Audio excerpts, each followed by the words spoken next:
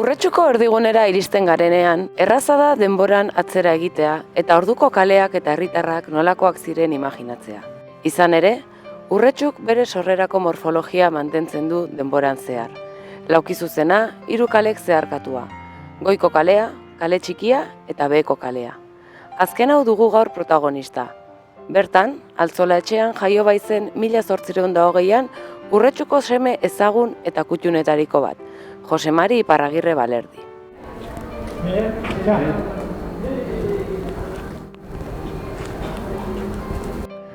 Orduan, Beko kalea izenez ezagutzen zena, gaur egun Iparragirre kalea dugu. Bertan jaio zen koplakari, poeta, musikari, bidaiari, abertzale eta abar luzea izan zen urretxuarraren omenez. Urretxu izan zen bere jaioterria, bertan da bere jaiotetxea. Horregatik, gurekin batera 1820ko urretxura bidaiatzera gonbidatzen zaituztegu. Kale hauetan barrena, historian murgildu eta Jose Mari Iparragirre hobeto ezagutzera eta ulertzera eramango gaituen bidaia batera. La visita se puede realizar de 2 formas. La visita libre, recogiendo el mapa en la Casa de Cultura o descargándolo en la web de Urretxu para seguir el recorrido indicado.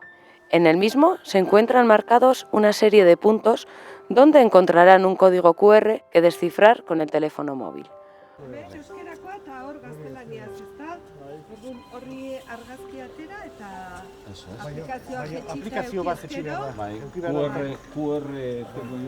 O 2, las visitas guiadas, que tendrán lugar una vez al mes y partirán desde la Casa Cultura Aizpurunea de Urretxu. Serán a las 11 o a las 12:30 del mediodía. Bienvenidos, bienvenidas al pueblo de Iparragirre. Bienvenidos, bienvenidas al Pueblo Museo de Urretxu.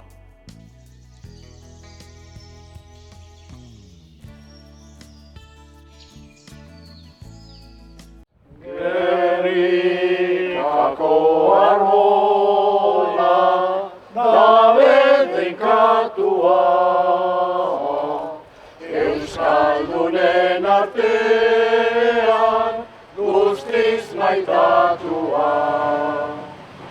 Eman da zabaltzazu munduan frutua, adoratzen zaitugu arbola santua.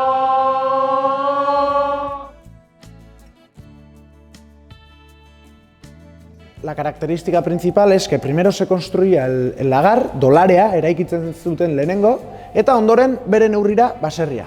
Es decir, primero se construía el lagar y a su medida se construía el caserío.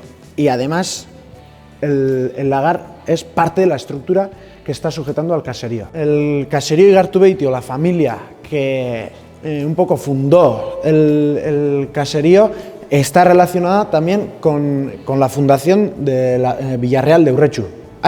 Zergatik, los campesinos se juntan, uno de ellos son una familia campesina de Igartubeiti, Pedro de Igartua, que piden al rey, erregeari, garaiko erregeari eskatuko diote, que funden Villarreal de Urretxua, Iparragirreren herria izango dena.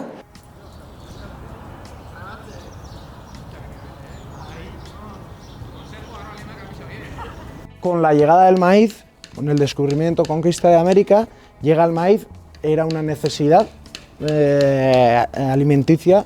El maíz, fue una revolución en el caserío. Baserria sartu orduko ikusiko dugu, baserriak eraikin handia ziala, que los caseríos por espacio abarcaban un espacio bastante potente. Como hemos dicho, nos encontramos en el centro del caserío, en el corazón del caserío, que aquí tenemos sería el lagar. ¿Vale? Justo ahí en el otro extremo tenéis el tornillo, el usillo que hemos visto antes, abajo, todo de madera, y del usillo sale esta viga de lagar. Euskaraz, dolareko abea, esango genukena. Un roble que ahora mismo 10 metros de largo, eta pixua ronda los 3.000 kilos.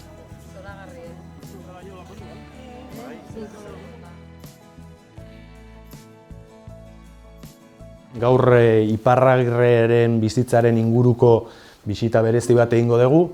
Eta orduan, bisita hasteko kontekstuan edo testu inguruan jartzeko, Zumalakarregirekin egiten dugun antzeko zerbait egingo dugu. Su contexto es el de un mundo que conocemos como antiguo régimen y que está muy bien resumido en esa imagen grande que veis ahí.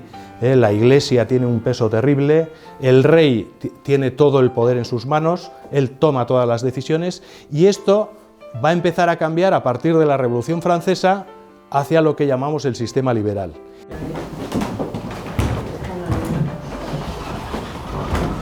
Iparraguirre formó parte del ejército carlista en la Primera Guerra. En el periodo entre las dos guerras jugó un papel fundamental.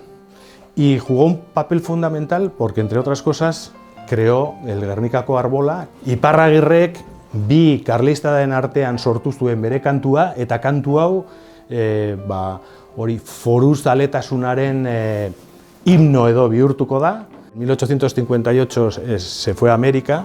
En principio él pensaba vivir de la música, como había vivido por aquí, por Europa y por España, pero fracasó. Le prestaron algo de dinero y pudo poner una cafetería en Montevideo, Ángela Querejeta, con la que se casó allí, en Buenos Aires, porque aquí su familia no quería saber nada de Iparraguirre, se fue a América, se casó con esta mujer y tuvo 8 hijos. Bueno, tuvieron 9, uno se debió morir y cuando a los 19 años de más o menos sobrevivir por allí, se enteró de que habían desaparecido, que habían abolido los fueros aquí, dijo yo tengo que volver para defender los fueros. Lo que sí consigue es conectar y de hecho hoy en día todavía hay quien lo propone como himno de los vascos.